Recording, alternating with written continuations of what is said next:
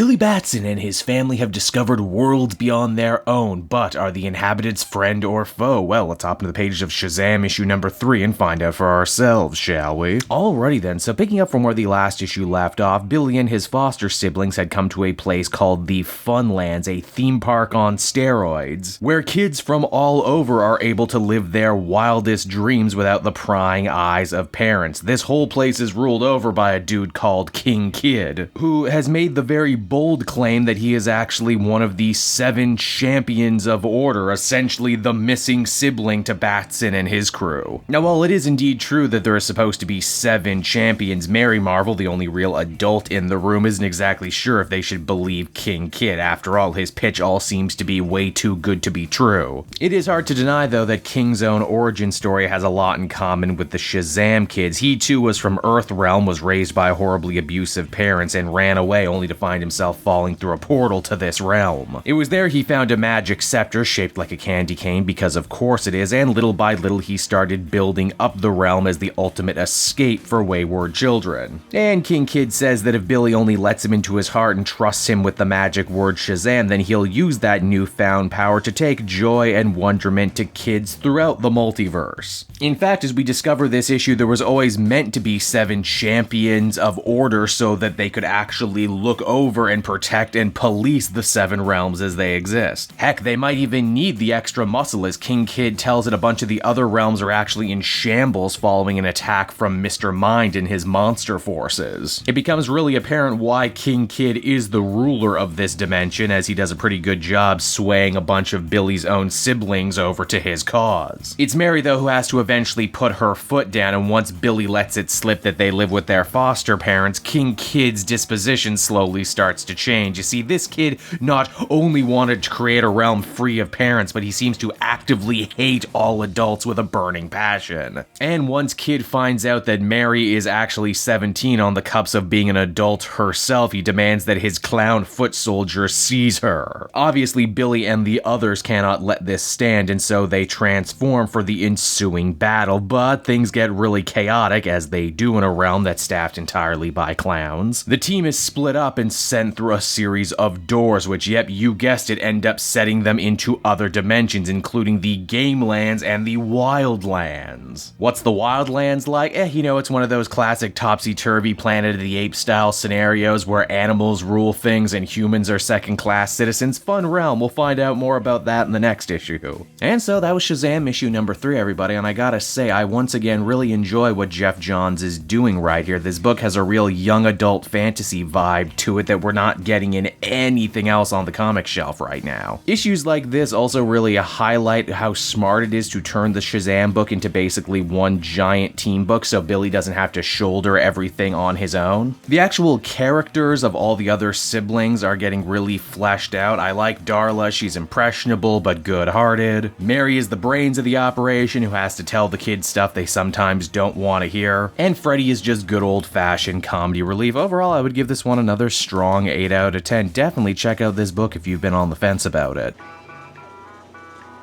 Oh hey there, didn't see you come in. Cape Joel again, thanking you so much for watching to the end of the video. I really appreciate it. What am I doing? Just trying to keep these outros interesting, I guess. Judging by my analytics, most of you don't actually watch to this point of the video anyway, so I'm basically free to talk about whatever I want. Show off my new sweaters that I'm really proud of.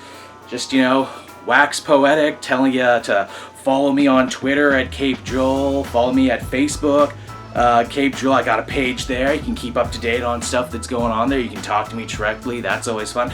I got an Instagram page that I don't push enough.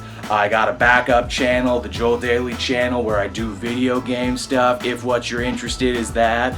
I get the feeling most people just watch me for my comic content, but I figure maybe if I put more work into these outros, make them a little bit more interesting, maybe more people will watch them and talk about them and follow me on social media. That would be nice. Thanks again for watching, everyone. Bye-bye. Oh, and Comic Smack, yeah. Man, I really stayed married to that, didn't I?